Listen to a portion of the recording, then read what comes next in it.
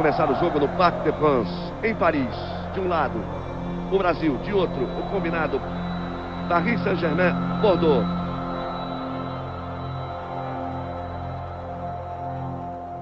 Uma semana antes dele morrer, teve o jogo Brasil-França no Parc des Princes, que ele deu o pontapé inicial.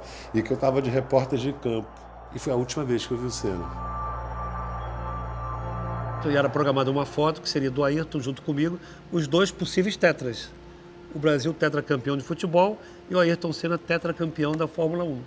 Um tetra na Fórmula 1 era muito mais certo do que o tetra da seleção brasileira, porque Ayrton Senna, na melhor equipe do mundo, que era a Williams, era tetra garantido para nós. A gente vinha de 24 anos sem ganhar uma Copa do Mundo. Ganhamos em 70, então... E a gente tive um pacto ali na hora, não, vamos ganhar, mas você também tem que ganhar o tetracampeonato. Aí a presença de Ayrton Senna não leva nenhum jeito para a coisa. Deu o pontapé inicial, vai voltar para a tribuna. Quando o Ayrton deu o pontapé inicial, ele saiu correndo, tem uma imagem dele que ele vai, e ele falou, ó, acelera daqui que eu acelero de lá, vamos acelerar junto. O Ayrton, quando ia correr no domingo, né, Gilmar? Parava, o Brasil inteiro parava. E eu, que não sou um fã número 1 de automobilismo, eu ficava em casa aos domingos, não saía de casa para ver o Ayrton Senna correr. Como se eu fosse ver um jogo de futebol, ver o Pelé atuando, um grande artista, um Zico, um grande jogador. E era realmente um fã do Ayrton Senna. Se algum dia saiu alguma coisa minha de sentimento sem ter sido pensada, sem nada, foi acrescentar ao nome dele a palavra Brasil. E a gente vê que não importa a região do país, o tamanho da cidade ou até a idade das pessoas, existe sempre alguém que ficou muito marcado pelo Ayrton. São milhares de recortes. Ele em Angra, ele viajando, ele de férias. Eu tenho tudo sobre ele, não só de Fórmula 1, sobre a vida particular, pessoal, familiar dele. Eu fui apanhando gosto. Eu tirava a página, punha lá, comprava Globo, Estadão, às vezes Folha de São Paulo, e o Jornal do Brasil, que foi um grande jornal também, né? Aí eu ficava naquela expectativa de ver a corrida, só que às vezes eu até ia ver sozinha em outra televisão, porque você sabe que a turma não gosta de prosa do lado, né?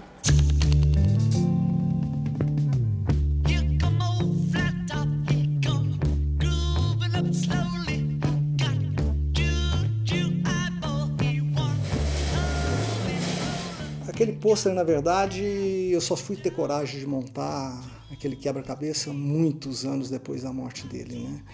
E eu coloquei lá porque é um simbolismo para mim, são as paixões. A paixão pelos meus carrinhos antigos ali e a paixão pelo Ayrton Senna. Eu acho que o esmero daquela restauração, aquela perfeição, acho que tem tudo a ver com ele, que sempre procurou guiar de uma forma perfeita, sempre tentou buscar a perfeição em tudo que fazia. Eu tenho alguns livros, tenho miniaturas que eu procurei colecionar e retratar toda a carreira dele. Tem as Tolemas, eu tenho as Lotus, eu tenho as McLarens, né? Tem a Williams, tenho, vamos dizer, os principais carros que ele correu. Ainda estou em busca aí dos Fórmula 3, mas ainda já vai ter.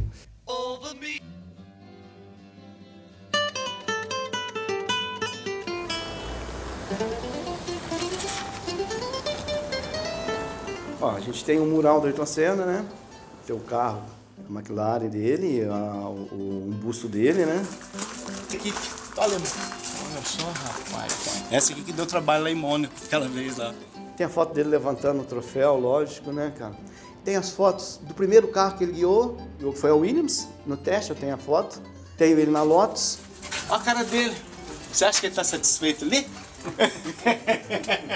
Eram manhãs assim que você podia dormir ao sábado, Senna tá largando lá para trás. Você pode acordar cedo, você pode tomar um bom café da manhã, que você vai ter garantia de um ótimo espetáculo. Eu não fazia programa algum quando tinha Fórmula 1. Tamanha era a paixão por Fórmula 1, tamanha era a paixão por acompanhar o Ayrton Senna. Ficava, não perdia nada, né? super-herói que a gente tinha quando criança, que nos trazia vitória, música e inspiração nas manhãs de domingo. Mas começou a me chamar a atenção como era um momento em que a minha família inteira se reunia como se estivesse assistindo um filme de ação.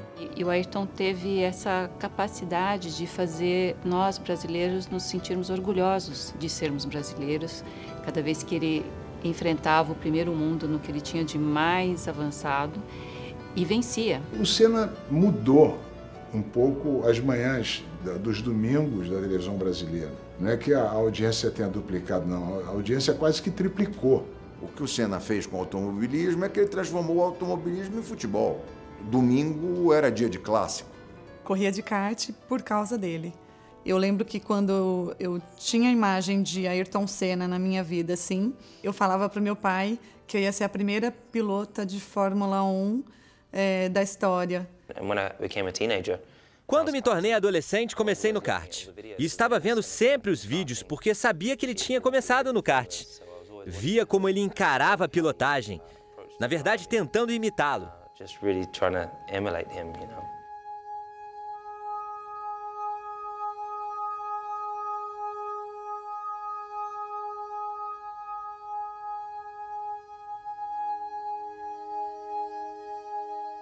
Pude conhecê-lo pessoalmente, a família, o pai, a mãe, todo mundo ia acompanhar ele nas corridas e ele era um fenômeno, estava ganhando tudo naquela época. Ele teve uma escola muito boa, né? Porque o pai dele deu a ele condições dele treinar muito. Quando o Ayrton foi pela primeira vez para o Mundial de Kart, tinha uma regra lá que cada país tinha que ter uma pintura ou uma cor especificamente. O meu pai falou, não, vamos fazer o capacete amarelo inteiro, que vai se destacar, e como estamos em pouco tempo, vamos fazer essas duas faixas como se saísse do olhar. Então fica verde, amarelo e azul.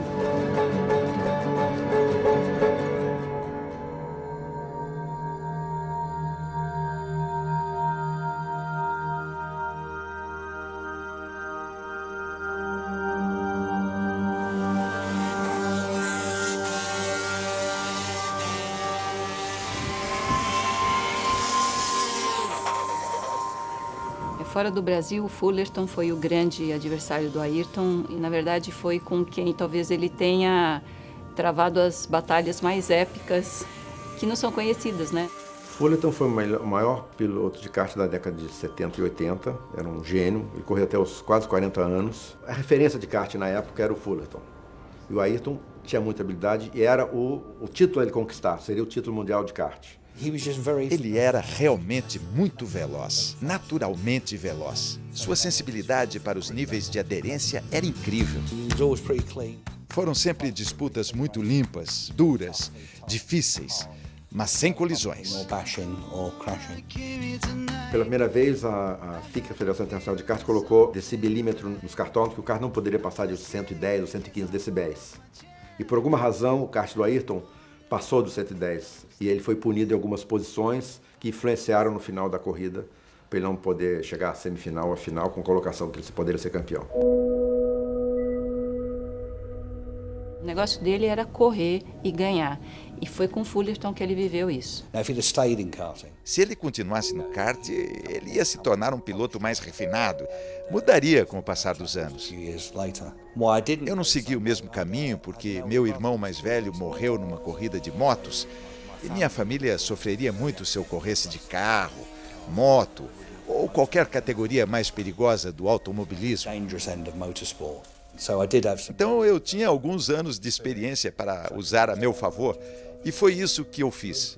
A razão mesmo de eu me dar bem contra ele foi experiência.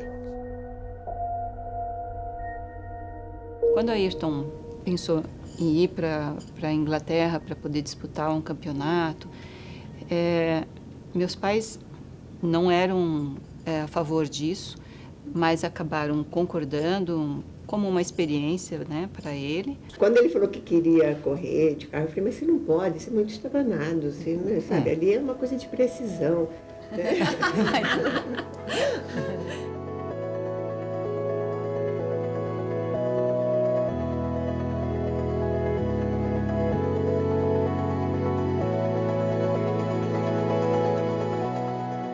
quando o Ayrton quis ir para a Europa, o Milton com o Ayrton foi no meu escritório aqui na Faria Lima e falou, e aí, o que você acha? Eu liguei para o Ralph Furman, que era dono da Vandime, e falei, Ralph, eu estou te mandando um brasileiro que vai ganhar o campeonato para você. Cuida bem dele. Mas não deu outra.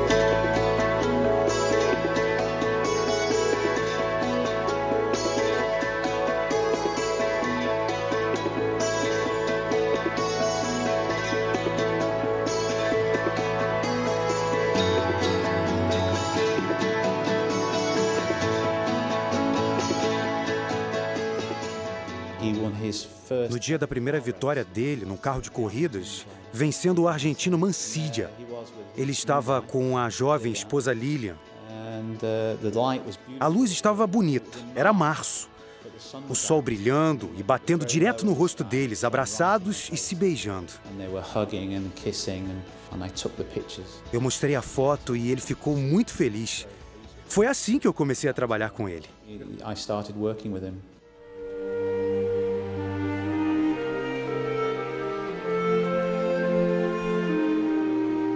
Acho que o que de fato contribuiu para o casamento não dar certo foi o fato de ele ser muito novinho e a Lilian também. Os dois foram muito novinhos para viver juntos, que já é uma mudança grande na vida de uma pessoa, e num país diferente. Eu sempre achei que ela não gostava da Inglaterra e também ficava muito nervosa com as corridas. Eu acho que isso foi um problema para eles.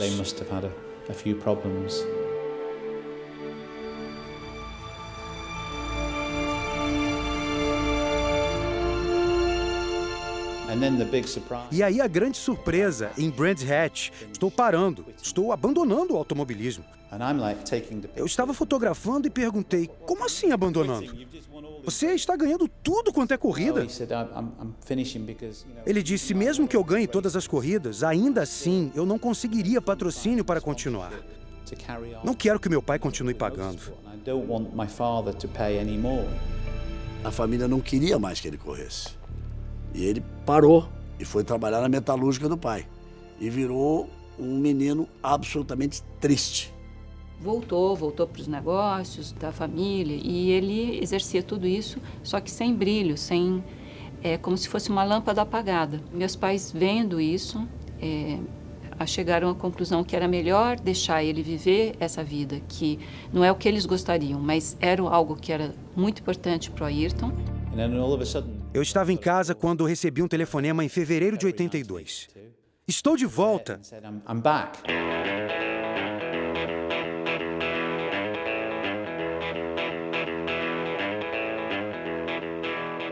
Primeira vez que eu o vi correr foi na Bélgica e ele ganhou a corrida, como aliás fazia sempre naquela época.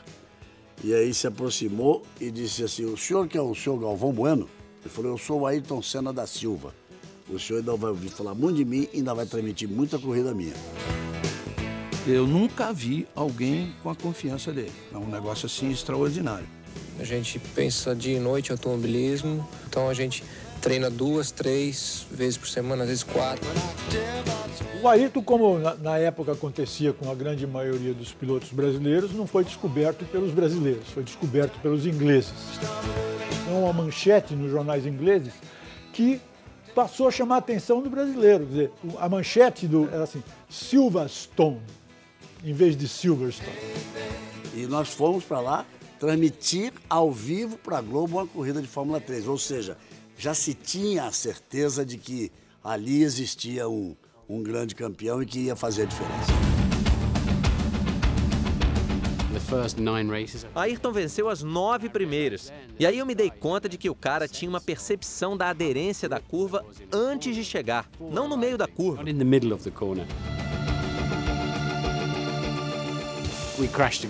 Nós batemos. Um dia o carro dele veio parar nos meus ombros. Em outro, batemos de lado em Snetterton. Por 2 vezes ele recebeu anotação de direção perigosa em sua licença de piloto. E ele ficou muito bravo. 30 anos depois, o automobilismo inglês ainda comenta aquela temporada. Se tornou algo que todo mundo gosta de lembrar.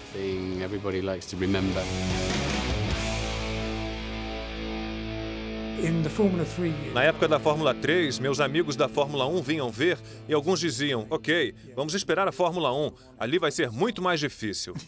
E foi o que se viu.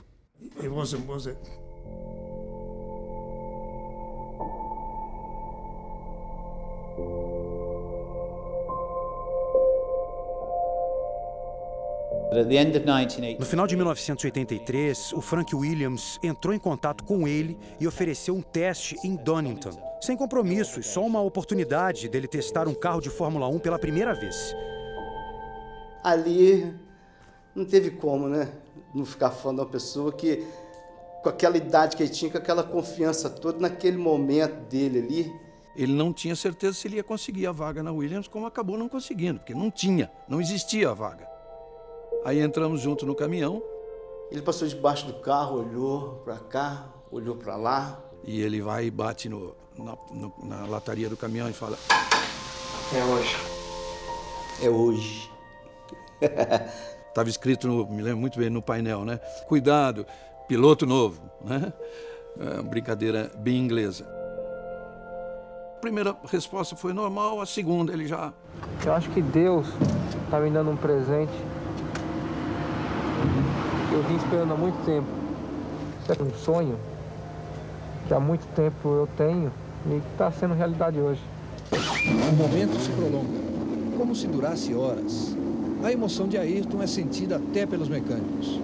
O carro sai do box, devagar.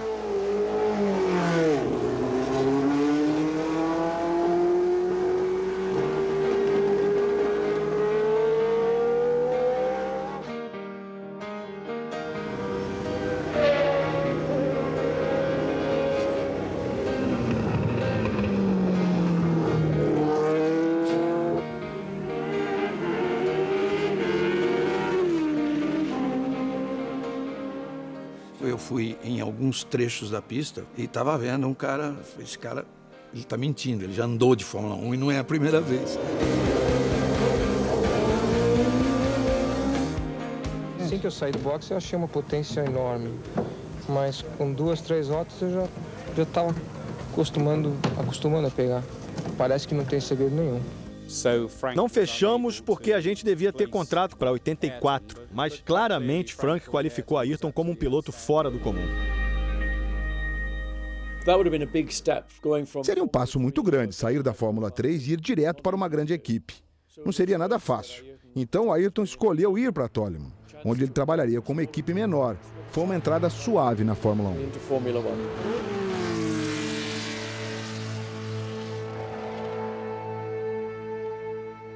E, sem dúvida não é um carro para ganhar uma corrida. Ele não vai ter condições de competir contra uma Ferrari, uma Renault, uma Brabham, mas um carro para subir no pódio. Mas acho que o boom mesmo, assim, Kaya Lame ele já tinha mostrado o início todo do que seria a carreira dele. Ele já conseguiu a façanha de marcar ponto. E é bom lembrar que... Só marcavam 6. Eram só 6 que marcavam pontos, né?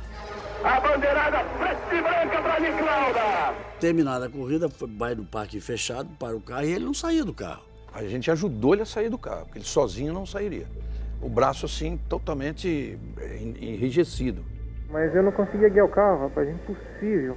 Um peso que eu nunca senti na minha vida, pô. E foi a corrida inteira, assim, e o motor falhava ainda. Porque naquele tempo não tinha esse negócio de ficar bebendo água. A direção era dura, então a coisa era no braço. Ele não estava preparado fisicamente. Ele subestimou a duração de uma corrida, de um grande prêmio. Aí eu expliquei para ele, isso é inacreditável. Você tem um coração assim, de passarinho. Porque bate, mas não manda sangue para lugar nenhum. É por isso que você desmaia. E tem uma frase dele logo a seguir ali que me lembra muito e que marcou. Passou a ser uma característica dele. Ele disse, esse brinquedo aqui é completamente diferente. Tenho que mudar minha vida e mudar o meu preparo físico. Começou a ser o ponto forte dele. Porque ninguém fazia trabalho. Ele foi o precursor da preparação física, mental, emocional na Fórmula 1. Bem, amigos da Rede Globo, a partir de agora, Estamos ao vivo da cidade de Monte Carlo, no Principado de Mônaco, onde daqui a pouco será corrida a 6ª etapa do Campeonato Mundial de Pilotos de Fórmula 1 em 1984. Ele, com uma Toleman, fez um estrago num grande prêmio memorável e aquilo despertou atenção. E acho que todo mundo que curtia a Fórmula 1 olhou um para a cara do outro e falou, opa, o cara é bom. Ayrton Senna está na 7ª fila. O Carlos tem dificuldade na largada. Mansell bateu quando liderava e Prost era o líder. Prost vai recuperar a ponta. Está mandando forte demais o Mansell. O Ayrton se segurando, vai para terceiro. Ele foi muito bem em Mônaco. Foi uma corrida incrível. E imediatamente nós percebemos que o Senna era especial. Vai tentando colocar do lado de fora. Vai com muito apetite e passa por Niki Lauda. Incrivelmente rápido. Ele sabia o que estava fazendo. E daquele momento em diante, ninguém teve uma carreira tão fora do comum como ele. Dá um show em Monte Carlo brasileiro Ayrton Senna. Um tal de Jacques X, um belga, viu que o Alain Prost ia perder aquela corrida. Aí resolveu dar uma ajudinha, né, ao francês e terminou a corrida. Vai ser dada a bandeirada para Prost. Ele lentamente vai parando. Então, o Ayrton passou direto. O fato de você olhar no rosto dele que ele não estava feliz naquele pódio de Mônaco com o 2º lugar na chuva mostra que ele procurava muito mais. O mais engraçado do Grande Prêmio foi depois, né? Tudo que aconteceu depois. A consequência. O fato da corrida ter se encerrado antes, ela dizia o regulamento, valeram os pontos pela metade. Se tivesse continuado a corrida 3 ou 4 voltas, já teria completado 75%, então ele somaria 9. Como ele somou 4,5, no final do campeonato, o Niki Lauda ganhou o campeonato dele, Prost, por meio ponto. Ou seja, se o Jack Hicks tivesse deixado seguir a corrida, o Ayrton teria conquistado a vitória naquela corrida. E o Prost teria feito 6 pontos. E o Prost seria pentacampeão do mundo.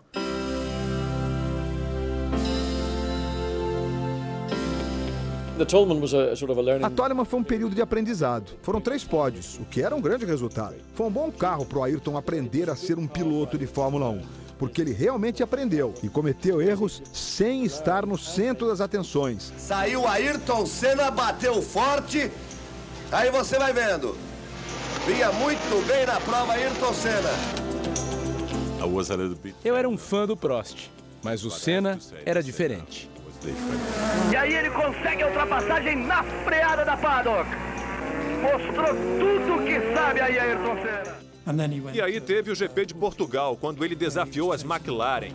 E olha o Lauda em cima do Ayrton, quer o 3º lugar. Ayrton Senna e Niki Lauda. Não estava muito claro no início, mas que tinha um sujeito fora de série, absolutamente extraordinário como piloto, como profissional. Nascia um herói.